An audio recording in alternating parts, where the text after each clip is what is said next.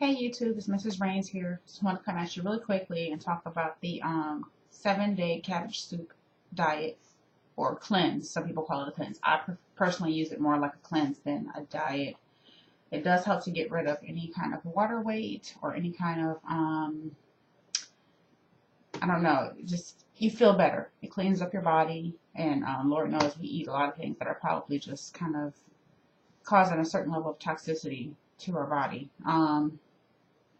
I'm not like the best, don't get me wrong, I'm not like the best nutritionist. I'm not, this is just what I do. So, and this is just like how I feel about it. So, I actually have a little cabbage soup diet list that I wrote up. I wrote this up because I needed to be reminded of what I could and could not eat during the time frame. The cabbage soup diet has been around a long time. Stars use it. A lot of people use it. It's a 7-day plan. And I'm just going to real quickly read you what you do on the plan. Actually, I'm going to put a link below to the 7-day diet website. This lovely lady, she put a website together where you can actually download a book. I actually downloaded the book for free several months ago. I don't know if it's still free, but I'll put it on there. If you want to look at it, you can.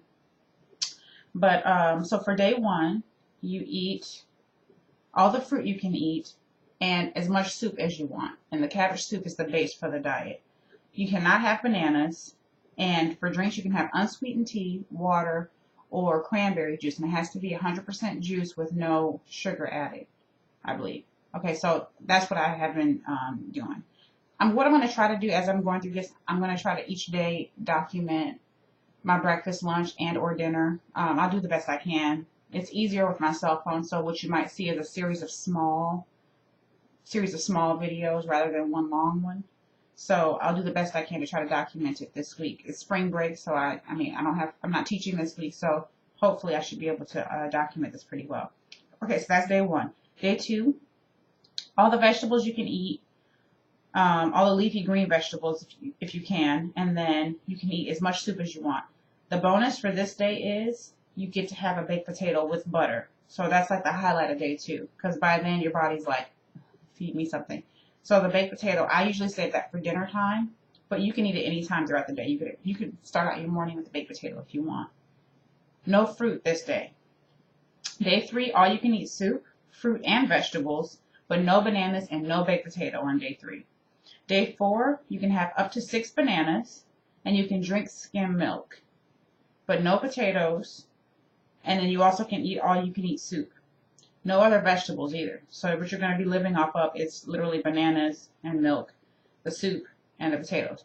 And no potatoes. So that works. I'll show you how day 4 kind of works when I get to it, because last time I struggled with day 4 because it was like, how many times can I just eat this banana? But there's things you can do. You can, my husband found a way to put a banana in the oven, and then, I don't know what he put on it, but he worked around it.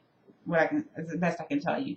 And although you can't add a whole lot, certain things are minor. Like for him, he added to the banana because bananas are naturally high in sugar anyway, or naturally sugary anyway. I think what he added was honey. He put honey drizzle on it and put it in the oven, and it was really like a dessert to him. So he just was trying to find ways to use it. You could also cut the bananas up and make banana and milk and put it in a blender and make a smoothie out of it. So there's ways to get around that. Okay, so day 5, finally, meat. You can have steak, and you can have as many tomatoes as you want.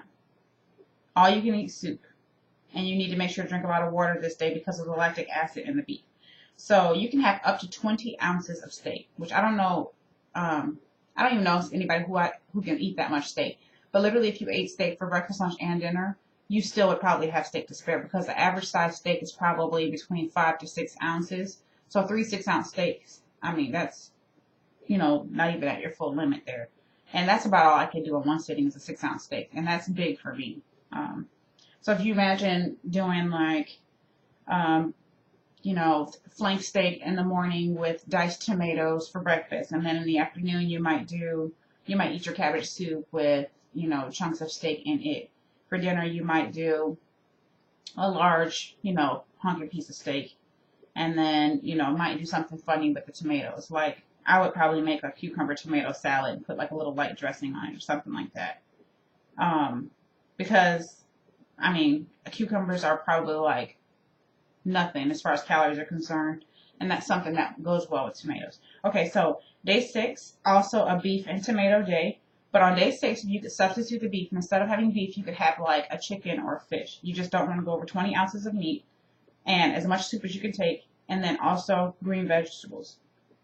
As many leafy green vegetables as you can. The roughage is really good as far as cleaning the system out.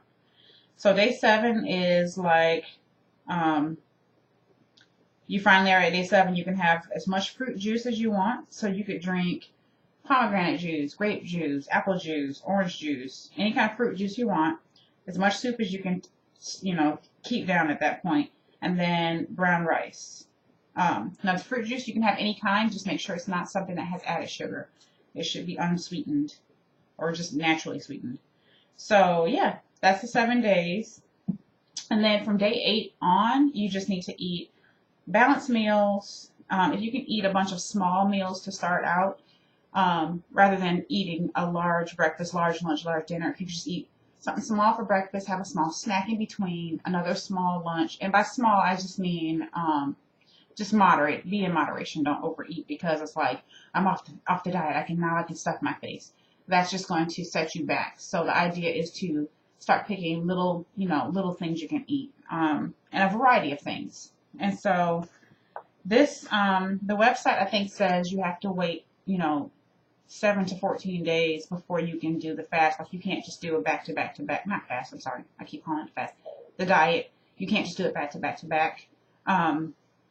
We have kind of decided we're going to try to do it every few months. So we did it in January. Now that we're in March, going into the month of April, we are trying to do this week to just kind of jumpstart or kickstart. Like I was sick last week, so I had a hard time with like just, eating in general. So, I mean, that was terrible. So since I could not eat and I was not able to work out, like my normal, I was completely thrown off. So this week I'm hoping to get back on track, and this will kickstart my metabolism, hopefully, to get back on track with eating well.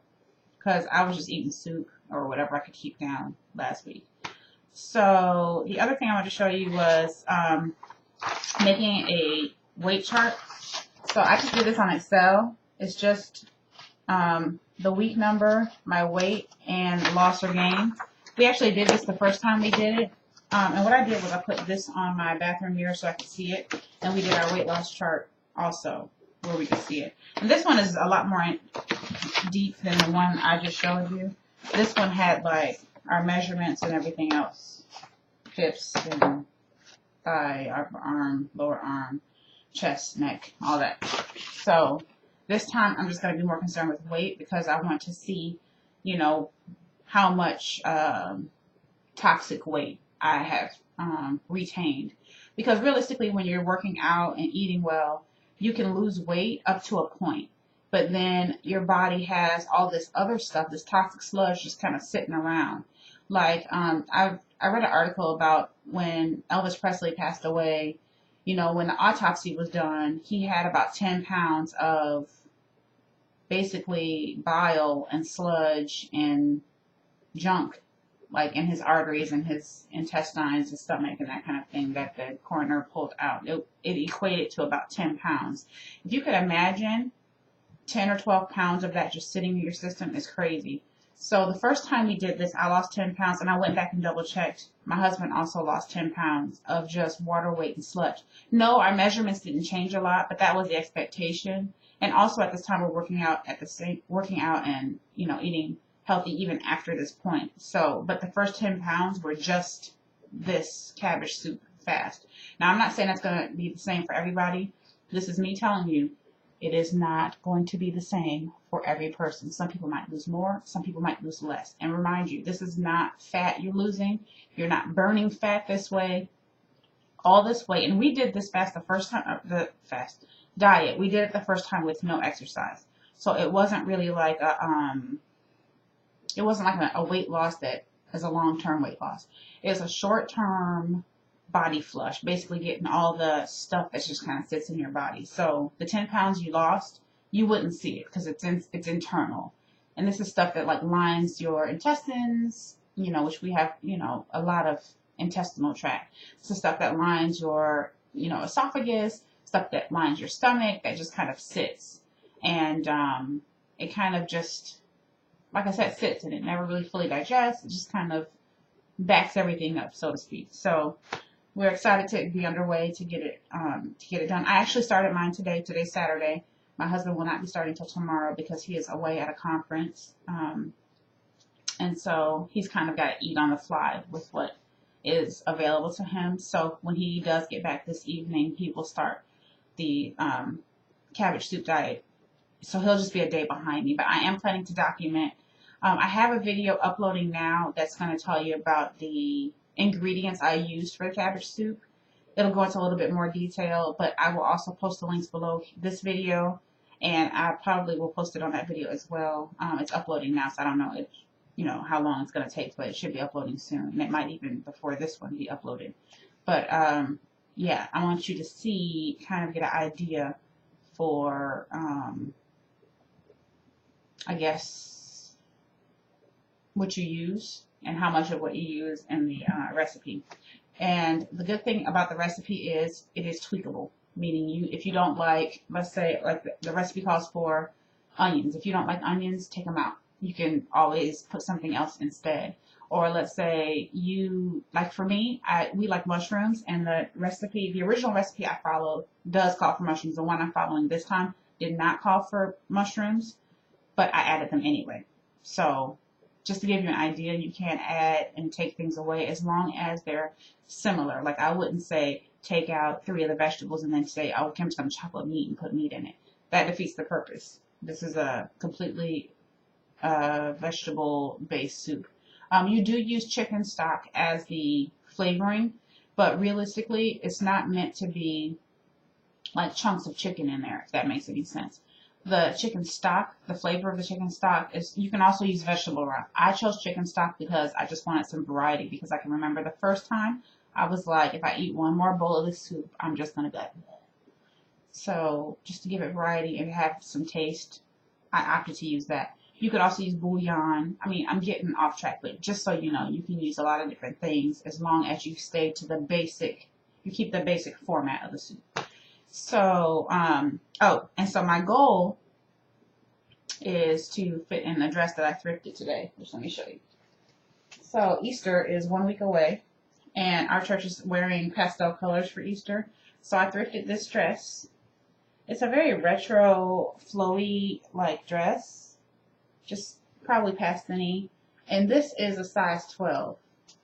As you can see, I'm just gonna, wash it and press it and everything, but it's a size 12. I don't know if you can see that. I normally do not wear a size 12. I normally am a size 14 to 16. So, but because it is flowy, I think it'll be okay. It does have a matching belt. I probably won't wear the belt because I think I want to wear gold accessories and stuff. So I'll probably switch the belt out. But yeah, it's got a little keyhole in the back, which is cool. But it's nice. It's lightweight. I can probably layer it up, put a blazer with it, that kind of thing. So that's my goal dress, to fit into that dress for Sunday. Not this Sunday, next Sunday for Easter. So I can fit in with the pretty and pastel kind of motif that's going on. So yeah, we shall see. I do have a game plan, like a back game plan, like a number 2 option, if you will, if this doesn't work out. But I'm sure it'll be fine because the dimensions of the dress are very similar to something else that I own, so I feel like it should be fine. I actually have a whole different gold dress for the summer that I plan on wearing. It's kind of like a orange color. I think I put it in a haul 100 videos ago. But yeah, that's another gold dress that I'll show you once I get closer to my goal weight. So just so you know, I'm starting out at 202 pounds, 202. Size 14, 16, 202. That's what my starting point is. I weighed myself this morning, and that's what it was. So I'm just going to probably weigh myself every couple days to see what my my progress is. And I may not be able to do that on camera because I tend to weigh myself in the morning before I eat anything and before I take my shower or anything. I go in there. I wash my face, brush my teeth, and weigh myself, if that makes any sense. And also because I don't weigh myself wearing clothes, it'll be a little odd if, like, you know, I've got to deal with the camera and all that too, or holding on to, you know, my phone or whatever it is. It might be a little odd, but we'll see. So yeah, that's that. I hope that you do get a chance to try this. I would say consult your physician if you have any type of issues with, you know, food or eating or pretty much anything that you need medical attention for. I would suggest talk to your doctor before you try this. This is not something I would recommend to somebody who's pregnant, and I would not recommend this to somebody who is like on medication for something else, because it could be adverse, because there is you're taking in a low amount of calories essentially the way this diet starts out. And yes, you increase gradually as you get to the end of the week, but it could be a little bit too much for somebody. So I am looking forward to tomorrow. This is day 1. It's about 3:30, so I'm a majority of the way through the day. I've had my breakfast, I had my lunch, and I'm going to go have a bowl of soup now in a few minutes. And I'm also drinking a lot of water because of all the gas and the acidity of some of the things that are in the soup and the gas that you can have. I just drink a lot of water to try to quench that a little bit. And it's also good to help flush things through if you drink a lot of water while you're doing this. So I'm going to have myself a little snack. I'm probably going to go cut up some strawberries. I had a little clementine orange a few minutes ago, which is pretty good. But I want to try to snack on something throughout the day so I don't feel hungry, if that makes sense. So yeah, and just kind of have a quiet evening without the hubster. And my oldest son actually went with my hubby too, so it's just me and my little guy. So we're going to probably curl up and watch something on TV, and I'm going to make him some dinner. He's going to have something good, probably. Yeah. So anyway, keep you posted on any updates I have, and I'll talk to you guys soon. So keep that all you do.